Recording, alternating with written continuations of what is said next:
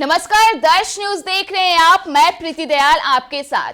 देखिए, 28 जनवरी का वह दिन था जब बिहार में सत्ता पलट हुई। जी हां, मुख्यमंत्री नीतीश कुमार कुछ महीनों पहले तक जो महागठबंधन की सरकार में थे, आरजेडी के साथ थे, आज उन्हीं के विरोधी हो गए हैं। जी हां, आपको बता दें कि मुख्यमंत्री नीतीश कुमार ने अब एनडीए का दामन थाम लिया है और अब एनडीए के साथ ही सरकार चला रहे हैं। कई तरह की गतिविधियां देखने के लिए पिछले दिनों से बिहार की सियासत में मिल रही है, लेकिन इन तमाम गतिविधियों के बीच बस एक सवाल जो खड़ा हो रहा है वो है कैबिनेट विस्तार। जी हां, आपको बता दें कि 28 जनवरी को जब शपथ ग्रहण हुआ तो उसके बाद से खबरें सामने आने लगी थी कि 30 जनवरी तक बिहार में कैबिनेट का विस्तार हो जाएगा, लेकिन अब तक यह नहीं हो पाया है। आज 1 फरवरी का दिन है, लेकिन अब तक कैबिनेट विस्तार का पेच कहीं ना कहीं फंसा रह गया है। अब तक इसे लेकर कुछ भी क्लियर नहीं हो पाया है। तो आखिर ऐसा क्यों? इस मुद्दे पर खास बातचीत करने के लिए हमारे साथ मौजूद है हमारे संवाददाता ज्ञानेंद्र वर्मा। तो ज्ञानेंद्र, क्या लगता है कि आखिर ये कैबिनेट विस्तार का पेच कहां पे फंसा रह गया है? देखिए प्रीति, सबसे बड़ी चीज है कि कैबिनेट का विस्तार की बात, तो कैबिनेट का विस्तार तो होना ही है और जल्द होगा, क्योंकि अभी नई सरकार बनी है। नई सरकार बनने के बाद प्रेशर लोगों पे इतना अधिक होता है कि इतना जल्दी कोई ये कदम नहीं उठा सकता है, क्योंकि काफ़ी सोच समझने के बाद इस बार नीतीश कुमार ने एनडीए का दामन थामा है। और जहाँ तक मंत्रिमंडल विस्तार की बात है, तो जैसे मैं बता दूं, मैं कुछ एनडीए के घटक दलों से के नेताओं से हमारी बातचीत हुई थी। उन्होंने भी कल कहा है कि 1 से 2 दिन में उम्मीद है कि मंत्रिमंडल का विस्तार हो जाएगा, लेकिन ऐसा संभव नहीं है, क्योंकि बीजेपी जो है काफ़ी इस मंत्रिमंडल विस्तार को लेकर के चिंतित है और वो काफी मंथन कर रही है कि आखिर मंत्रिमंडल में किसे शामिल किया जाए। जी। क्योंकि आप जान रही हैं कि अभी बिहार में जातीय जनगणना हुआ था। जातीय जनगणना को आधार बनाते हुए बीजेपी मंत्रिमंडल का विस्तार करना चाहेगी। जी।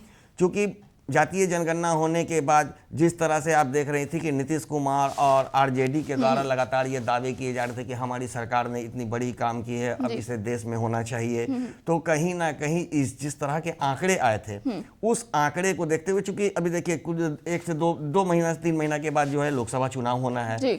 अब ऐसे में जो जातीय जनगणना हुआ है उसे आधार बनाते हुए ही ये पेच माना जा सकता है कि जातीय जनगणना को के कारण ही ये पेच फंसा हुआ है और इस पे बीजेपी के द्वारा मंथन किया जाना है। क्योंकि जेडीयू का स्टैंड एकदम क्लियर है।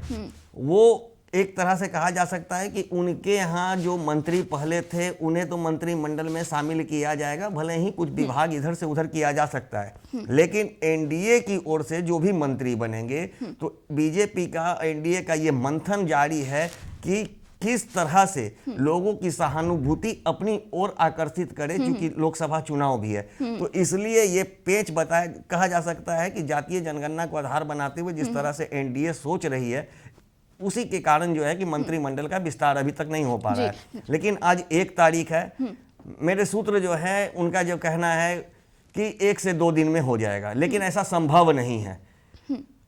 लेकिन 7 से 8 तारीख के पहले मंत्रिमंडल का विस्तार होगा, क्योंकि बीजेपी ये देख रही है कि बीजेपी हो चाहे एनडीए में शामिल जो भी उनके घटक दल के जो विधायक हैं, उनमें से किन्हें मंत्रिमंडल में जगह दी जाए। जी ज्ञानेंद्र, जैसा कि आपने जातीय जनगणना की बात की, तो हाल ही फिलहाल में जब मुख्यमंत्री नीतीश कुमार के साथ जो 8 मंत्रियों ने शपथ ली, जिसमें से सम्राट चौधरी और विजय सिन्हा उप मुख्यमंत्री बनाए गए। देखिए उसमें आप जो बता रही हैं कि 8 मंत्रियों ने जो शपथ ली है, तो आप उसमें देखिए जातीय आधार जी उसको तवज्जो दिया गया है। सम्राट चौधरी जैसे कोयरी से हुए, तो विजय सिन्हा भूमिहार के हैं, विजेंद्र यादव जाति से आ जाते हैं, तो वहीं प्रेम कुमार चंद्रवंशी समाज के आ गए, फिर भूमिहार कुर्मी, हर एक जाति से एक मंत्री को वहां पे कैबिनेट में जगह दी गई है। तो बीजेपी की बात कर ले तो बीजेपी को लेकर हमेशा कहा जा सकता है कि इससे जुड़े मतलब किसी भी तरह के अभी फैसले होते हैं तो वो आला कमान ही लेते हैं। हर चीज में बीजेपी कहीं ना कहीं अपना स्टैंड क्लियर करती है, लेकिन जो कैबिनेट विस्तार है बिहार में वो कहीं ना कहीं अब इसी चीज को लेकर के वो फंसा रह गया है। देखिए, कैबिनेट विस्तार होना है बिहार का ही, लेकिन इतना तो निश्चित है कि जो भी इसमें बीजेपी का फैसला लिया जाएगा उसके आला कमान के द्वारा ही लिया जाएगा। यहाँ से प्रोपोजल भेजा जाएगा एनडीए के द्वारा, यहाँ की जो एनडीए की जो गठबंधन है, घटक दल है, वहाँ के जो विधायक हैं उनका प्रोपोजल बना करके वहाँ भेजा जाएगा। उसके बाद जब वहाँ से आला कमान से जब मुहर लगेगी उसके बाद ही मंत्रिमंडल का विस्तार होना है। तो निश्चित रूप से इसमें अभी 4 से 5 दिन लग सकते हैं। तो हम बार बार कह रहे हैं कि 7 या 8 तारीख के पहले मंत्रिमंडल का विस्तार हो जाना है। लेकिन सबसे बड़ी बात है कि जिस तरह से जातीय आधार को देखते हुए अभी 8 मंत्रियों का जो शपथ ग्रहण हुआ है उसमें आप देख रही हैं कि लगभग सभी कास्ट के लोगों को मिलाया जा रहा है। जी। तो उसे ही बीजेपी, चूंकि लोकसभा चुनाव में बीजेपी, आप जान रही है, पहले से उनका दावा था कि मैं 31 से 32 सीट पर चुनाव लड़ूंगा। तो वो चाह रहे हैं कि ज्यादा से ज्यादा जो उनका सांसद जीत कर उनका सांसद लोकसभा में आए, तो उसे सबसे बड़ा आधार मान रहे हैं। और निश्चित रूप से इसी आधार को देखते हुए मंत्रिमंडल का विस्तार भी किया जाएगा। आप देखेंगी ओबीसी हो, चाहे ये स्वर्ण समाज के जाति से लोग आए या फिर अल्पसंख्यक, तो इन तमाम लोगों को मंत्रिमंडल में जगह मिलेगी। ये तो परफेक्ट है, क्योंकि चुनाव को देखते हुए बीजेपी कभी भी अपना हानि नहीं पहुंचाना चाहेगी। और सभी को देखते हुए, क्योंकि नीतीश कुमार का स्टैंड क्लियर है, उनके यहाँ तो देखिए अभी श्रवण कुमार हैं, चाहे फिर आपके बीए चौधरी हैं, तो उन लोगों का तो जगह पहले ही से सुनिश्चित था। क्योंकि आप देखिएगा जब जब नीतीश कुमार तो कंटिन्यू मुख्यमंत्री रहे हैं तो उनके कार्यकाल में इन दोनों को तो मंत्रिमंडल में शामिल रखा ही जाता है। लेकिन अब उन्हें ये देखना है कि बीजेपी किन्हें किन्हें मंत्रिमंडल में जगह दे रही है, उसके आधार पे बाकी जो अन्य उनके मंत्री हैं उनमें से 1-2 का फेरबदल हो सकता है।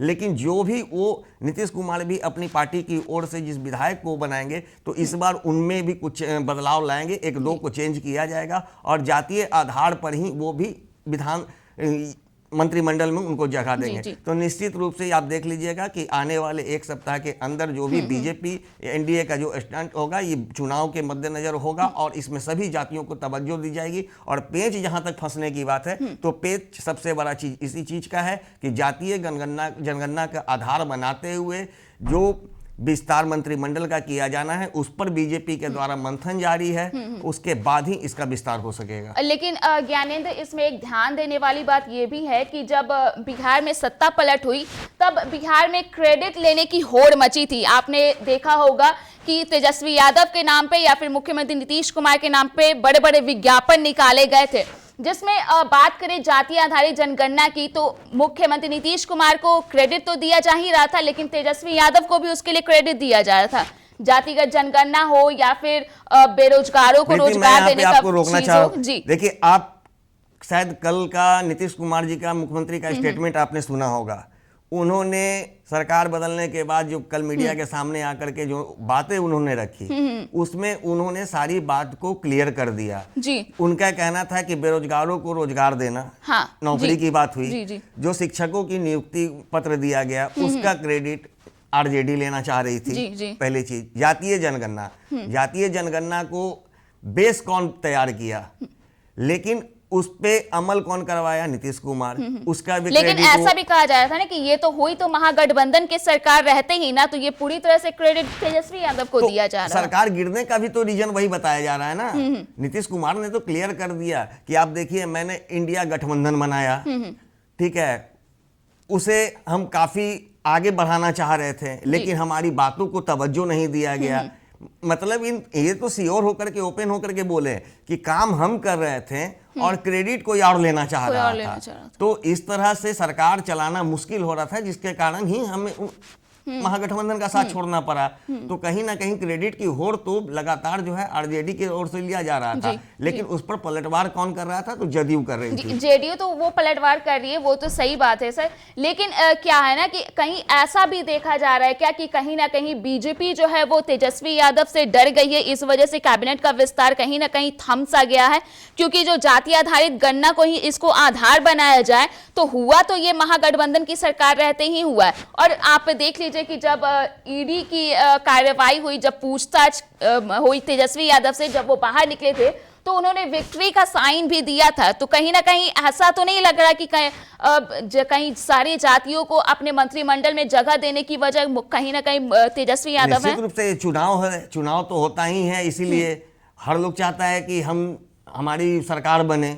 तो निश्चित रूप से हर सभी पार्टियों को एक दूसरे से डर होता है, चाहे वो बड़ी पार्टियां हो चाहे छोटी पार्टियां हो। आखिर अगर उन्हें डर नहीं होगा तो इतने व्यापक पैमाने पर तैयारी क्यों की जाती है जी? सरकार को तोड़फोड़ क्यों किया जाता है कि हमारी सरकार आए, हम राज करें? तो कहीं ना कहीं सभी दलों को एक दूसरे का डर सताता है। और जिस तरह से आज बिहार में आरजेडी का जो वर्चस्व था पूर्व से, वो अभी भी कायम है, कहीं ना कहीं काम कायम है, चूंकि लालू यादव को आज भी लोग मसीहा मानते हैं। और इस चीज का डर तो आज उन्हें बीजेपी को सताती है। लेकिन लालू यादव को आज भी बिहार की राजनीति में मेन फैक्टर बोला जाता है। लेकिन केंद्र की राजनीति में अभी जिस तरह से नरेंद्र मोदी के द्वारा जो काम किए गए हैं, तो निश्चित रूप से सभी समाज के लोगों को अपनी ओर आकर्षित करने का काम किया है।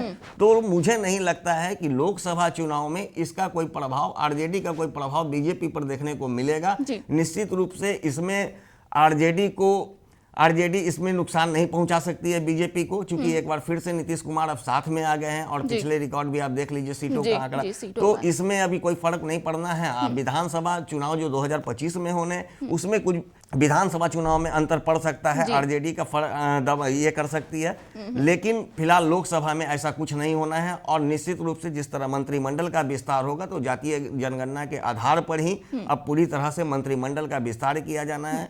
क्योंकि जिस तरह से राजद के द्वारा लगातार कहा जा रहा था कि राजद A to Z की पार्टी है, तो निश्चित रूप से अब बीजेपी भी चाहेगी कि उनके इस बयान को वो किसी तरह जनता के बीच ले जाए और बताए कि मैं A to Z का पार्टी हूं। जी जी जी, तो धन्यवाद ज्ञानेंद्र।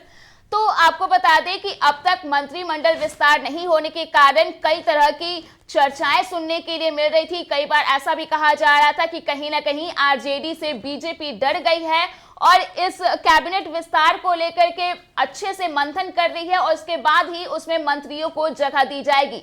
हालांकि हर किसी की नजरें अभी फिलहाल उसी पर टिकी हुई है, आखिर कब तक मंत्रिमंडल का बिहार में विस्तार होता है। फिलहाल के लिए इतना ही, तब तक के लिए आप देखते रहिए दर्श न्यूज।